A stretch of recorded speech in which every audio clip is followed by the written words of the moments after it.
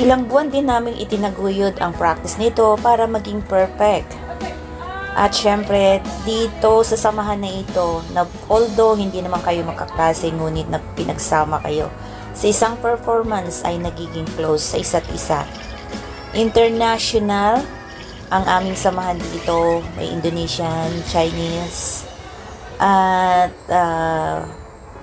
more on Pilipinas syempre. At syempre kahit sa pamamagitan nito sa mga ginagawa naming activities every Sunday ay na-perfect namin bago dumating yung graduation day. Although lahat ay ngarag, pagod, at yung iba dyan ay syempre naghahabol ng mga oras sa pag-uwi dahil may curfew at hindi maka-practice ng maaga dahil kailangan lumabas ng bahay na a little bit late na. So, nandun yung understanding nating pagdating sa mga OFW. Ang importante ay yung samahan at cooperation para lang ma-perfect talaga itong ating ginagawang practice. So, yun nga guys. Ito yung ating pinakikita is yung mga nakaraan nating practice bago pa tayo pumunta sa mismo big day o big events na ating dadaluhan. At syempre yun yung graduation day. And thank you for watching at subaybayan nyo yung mga sunod-sunod kong vlog dito. Salamat sa inyong lahat.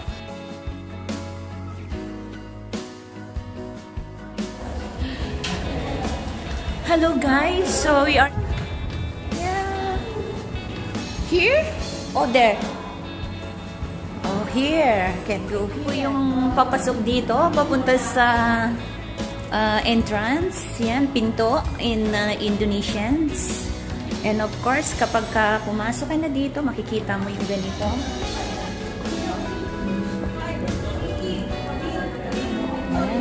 So, memories in time, creating our stories. So, cake and desserts, nandito yung kanilang mga exhibitions. OMC. Dito kami galing. Hello, mga guys. Good morning. Don't stand like that. Poise. Okay? One heels up. One. In programs annual graduations.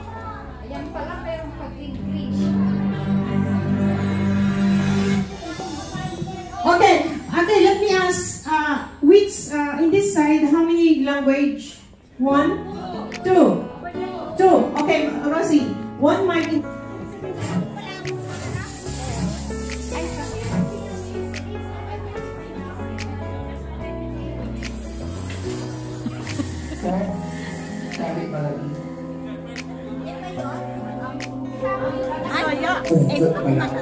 Ayan yung gagamitin. Ngayon naman yun, hindi natin mabasa. May mga guests. Sino naman to? May mga walis. Yung mga Indonesian na Visitors yan. Visitors.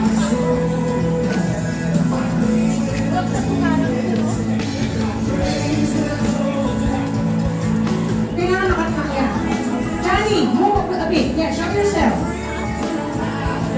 At the back.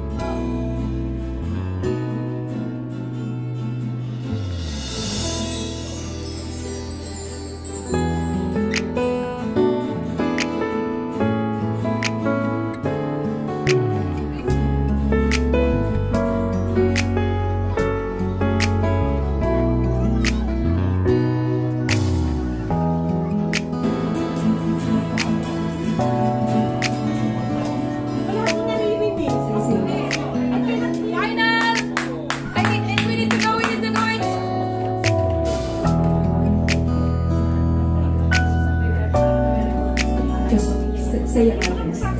I think much better. I agree with you, Catherine. That's better. That's better. That's better.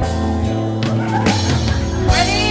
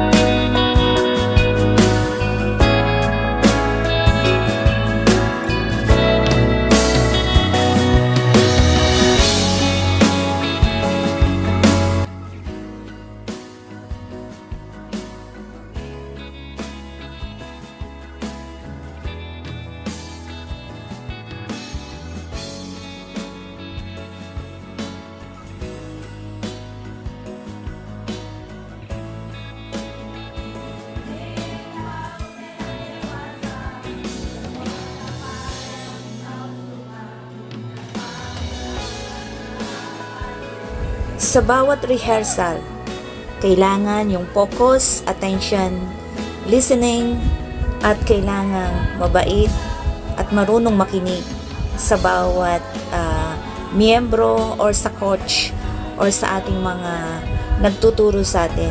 Ang pakikipagkaisa sa bawat ginagawa at yung tema na follow lang ng follow without any hesitations. Nagiging maganda ang kinalalabasan nito. At kung meron mang mga ibang hindi na pagkakaunawaan, pero mas madalas yung nagkakaroon ng intindihan. Smile face sa lahat ng oras, kahit pagod dyan, lagi lang nakangiti, lagi lang naka-smile. So yun ang maganda dito. At yes, hinihintay na lang natin few minutes at yun na yung final na tinatawag natin. This is it, yung big day na gagawin namin sa susunod na video ito. So, abangan nyo po ang part 2. Thank you guys and see you soon.